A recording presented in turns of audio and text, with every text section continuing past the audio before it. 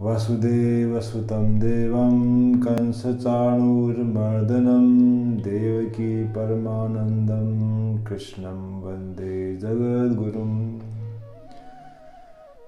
सबका मंगल, सबका भला, आप सभी को नमस्कार, प्रणाम। आज मैं पुनः भगवत गीता विषय बातें करने के लिए उपलब्ध हुआ हूँ। परमपिता की असीम कृपा है कि हम इस समय सब हैं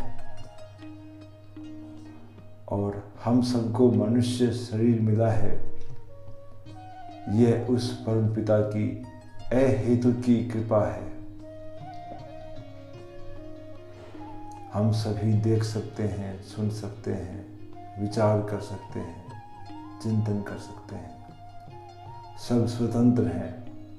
कर्म करने में मनुष्य मात्र स्वतंत्र है, परंतु फल भोगने में परतंत्र है।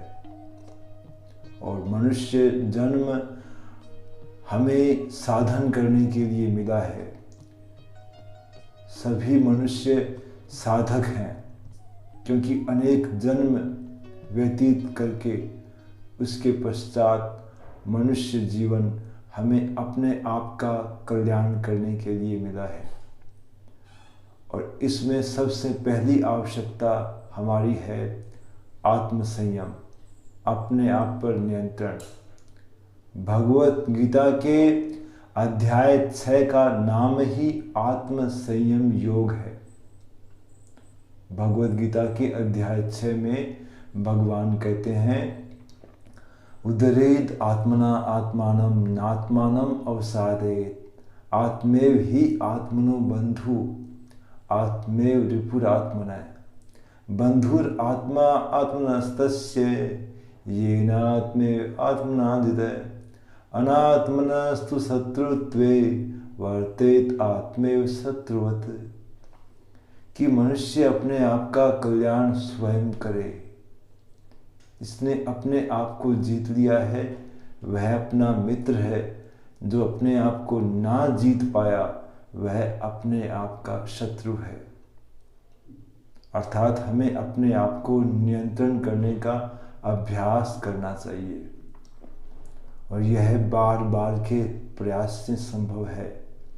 जो भगवान का परम भक्त अर्जुन का भी यही प्रश्न था कि चंचलम ही मनः कृष्ण परमार्थी बलवद दृढ़ तस्याहम निग्रहम मन्ये वायोरीव सुदुष्करम। कि हे प्रभु, यह मन बड़ा चंचल है, इसको वश में करना वायु को रोकने जैसा है। भगवान कहते हैं, असंशयम महाबाहो मनो निग्रहं चलम अभ्यासेन तु कौन्तेय वैराग्येण च गृह्यते। हे अर्जुन, यह मन बड़ा चंचल है, लेकिन अभ्यास और वैराग्य से इसे नियंत्रित किया जा सकता है। जो भगवान कहते हैं तो ये बात सत्य मान लेनी चाहिए। हमें अपने जीवन की शुरुआत अपने आप पर नियंत्रण से करनी चाहिए, और जिसका अपने इंद्रियों पर नियंत्रण है उसकी की बुद्धि स्थिर है। भगवत गीता के अध्याय 2 में भगवान कहते हैं, तानि सर्वाणि संयम्य युक्त आसीत मत्परः वश्ये हि यस्य इंद्रियाणि तस्य प्रज्ञा प्रतिष्ठिता। हे अर्जुन, उन सभी इंद्रियों को वश में करके मेरे परायण होकर बैठे। जिसकी इंद्रियां स्वयं के वश में है उसकी बुद्धि स्थिर है। भगवत गीता के ही अध्याय 6 में भगवान कहते हैं, उसके पश्चात कोई कर्म करना नहीं है। जैसे शनै शनै उपरमेत बुद्ध्या धृति गृहीतया आत्मसंस्थं मनः कृत्वा न किंचिदपि चिंतयेत। आत्मसंस्थं मनः कृत्वा न किंचिदपि चिंतयेत, यानी अपने अधीन बस मन कर लिया उसके पश्चात किसी का भी चिंतन न करें, क्योंकि सब कुछ वासुदेवी है। भगवद गीता में भगवान ने 7वें अध्याय में कहा है, बहुना जन्मना मनते ज्ञानवान माम प्रपद्यते वासुदेव सर्वमिति स महात्मा सुदुर्लभ है। सब कुछ वासुदेवी है, बस ऐसा जानने वाला महात्मा सुदुर्लभ है। और इस समय भगवान की असीम कृपा है कि हमारे समक्ष भगवद गीता रूपी ग्रंथ साकार रूप में विद्यमान है और हम जब चाहें तब उनका लाभ उठा सकते हैं। और भगवद गीता की संस्कृत इतनी सरल है कि थोड़े अभ्यास से ही हमें श्लोक कंठस्थ हो सकते हैं। और यदि आप हमेशा का नियम बना लें कि हमें नियम पूर्वक इसका पाठ करना है, फिर भगवान की ऐसी कृपा होगी कि आपको अनायास ही श्लोकों का स्मरण हो जाएगा। और वही भगवान का परम प्रिय भक्त है जो भगवान के आदेश का पालन करता है। तो हमें सबसे पहले अपने मन को संयमित नियंत्रित करना चाहिए। भगवान ने कहा है, तस्मात् त्वम इंद्रियाणि आधो नियम्य भरतस्व। हे अर्जुन, तू पहले इंद्रियों को वश में कर। पहले भगवान ने अपने इंद्रियों को वश में करने की आज्ञा दी है। और इंद्रियाणि पराणि आहु इंद्रियेभ्य परम मनः मनसस्तु परा बुद्धि बुद्धे परतस्तु योसः।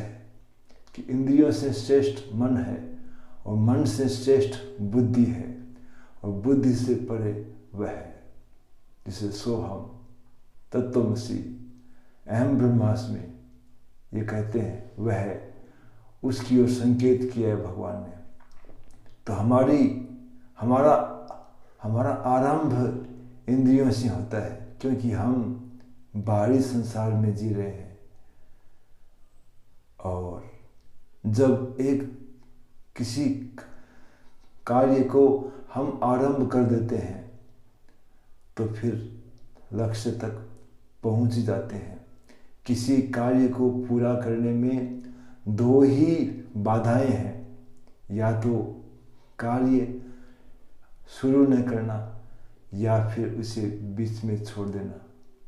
यदि हमने अपना कार्य शुरू कर दिया है तो हमें बस दूसरा ही कार्य करना है कि उस कार्य को बीच में न छोड़ा जाए। इसी निमित्त भगवद गीता, रामचरितमानस इत्यादि ग्रंथ हमारे लिए प्रकाश स्तंभ है। अपने आप का अध्ययन तो करें, साथ में इन सत्शास्त्रों का अध्ययन करें। गीता तो अमृत है। हो सकता है जब शीत ऋतु हो तब गंगा में स्नान करना दुष्कर हो, लेकिन भगवद गीता की गंगा में तो हम जब चाहें तब स्नान कर सकते हैं। जैसे हमारे विचार होंगे उसी के अनुसार हमारा बाह्य जीवन होगा। इसके लिए हम सभी को अपना भीतर को संवारना चाहिए। गीता रूपी अमृत का पान करना चाहिए, जो कि सभी का सार है। 3 प्रकार के प्रस्थान, उपनिषद, ब्रह्मसूत्र, भगवद गीता, इन तीनों प्रस्थानों में भगवद गीता सबसे प्रमुख है, क्योंकि यह उपनिषद भी है। हर अध्याय के अंत में भगवान ने कहा है, ओम तत्सति श्रीमद् भगवद गीता सुपनिषु ब्रह्म विद्यायाम योग शास्त्रे। यह ब्रह्म विद्या में योग शास्त्र और उपनिषदों का सार है।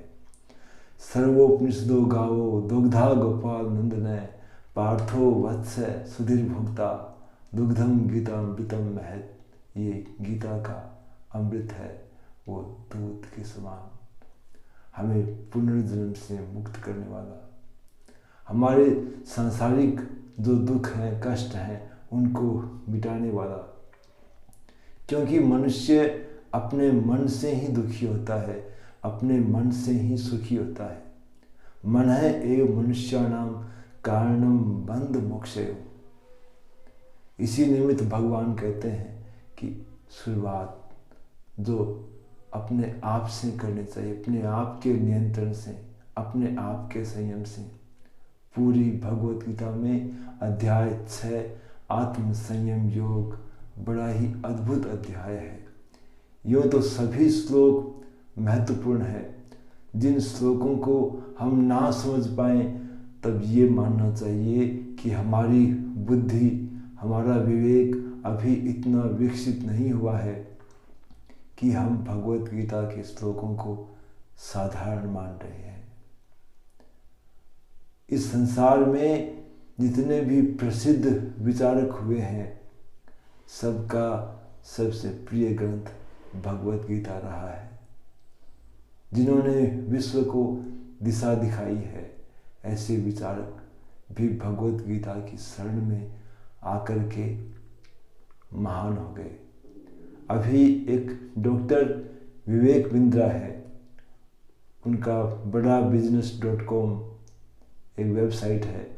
वो भी ये मानते हैं कि वो एक साधारण व्यक्ति थे और भगवत गीता की प्रेरणा से ही इतने सफल हुए हैं। यदि हमें अपने जीवन को सफल बनाना है, यदि हमें मनुष्य होने का गौरव फिर से प्राप्त करना है, अपने उद्देश्य को ऊंचा बनाना है, अपना मनुष्य जीवन सार्थक करना है, तो हम सभी को भगवत गीता की शरण में जाना चाहिए और अपने सब मान्यताएं, सब पकड़ ये छोड़ करके उसके पश्चात भगवान का होकर के शरण में जाना चाहिए। उसी से हम सबका कल्याण होगा। इसी के साथ मैं अपनी बात को विराम देता हूँ।